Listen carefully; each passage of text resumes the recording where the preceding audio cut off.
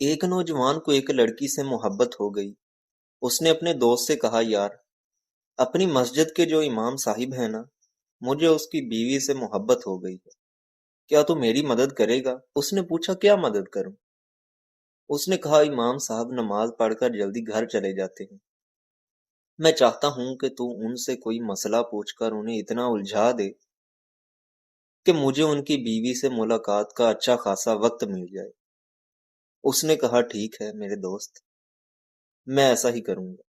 وہ مسجد میں کبھی نہیں گیا تھا، دوست کے لیے جانے لگا۔ وہ روزانہ امام صاحب کو روکتا رہا۔ وہ بیچارے بھولے بھالے امام صاحب رکتے رہے اور کئی دن اس کے مسائل کے تفصیلی جواب دیتے رہے۔ مہینوں گزر گئے۔ ایک دن اس کے ضمیر نے اس کو جھنجھوڑا کہ وہ مسجد کے امام صاحب کے ساتھ کتنا غلط کر رہا ہے۔ ندامت میں ڈوبے ہوئے لہجے میں اس نے امام صاحب سے کہا، حضرت، مجھے معاف کر دیجئے۔ کیوں بھائی، کیا ہوا؟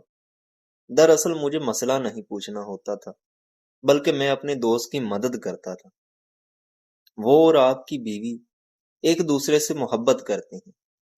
آپ جلدی گھر چلے جاتے تھے، اسی لیے اسے موقع نہیں ملتا تھا کہ اس سے ملے۔ اس کی مدد کے لیے میں آپ کو روکے رکھتا تھا۔ اب امام صاحب مسکرانے لگے۔ انہوں نے کہا کہ بھائی، بڑی عجیب بات ہے، ابھی تک تو میرے ماں باپ نے میری شادی ہی نہیں کی، پھر میری کس بیوی سے تیرے دوست کو محبت ہو گئی ہے؟ نہ میری کوئی بہن ہے، نہ بیوی ہے۔ اب دوست سوچ میں ڈوب گیا کہ یہ کیا ہوا؟ یہ تو کچھ اور معاملہ نکلا کہ امام صاحب کی شادی ہی نہیں ہوئی تو میرا دوست کس کے پاس جاتا ہے؟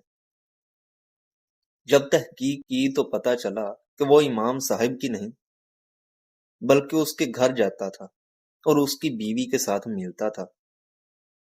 دوستو، گناہ میں مدد کرنے کا انجام ایسا ہی ہوتا ہے۔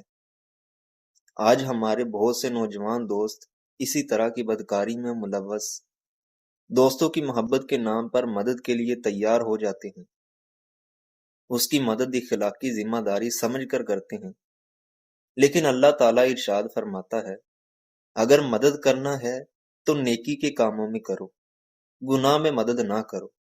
اور سچا دوست وہ ہے کہ جب تم خدا کو بھول جاؤ تو وہ تمہیں اس کی طرف متوجہ کرے، ورنہ یاد رکھو کہ اگر دوسروں کے لیے کنواں کھودو گے تو خود گر جاؤ گے۔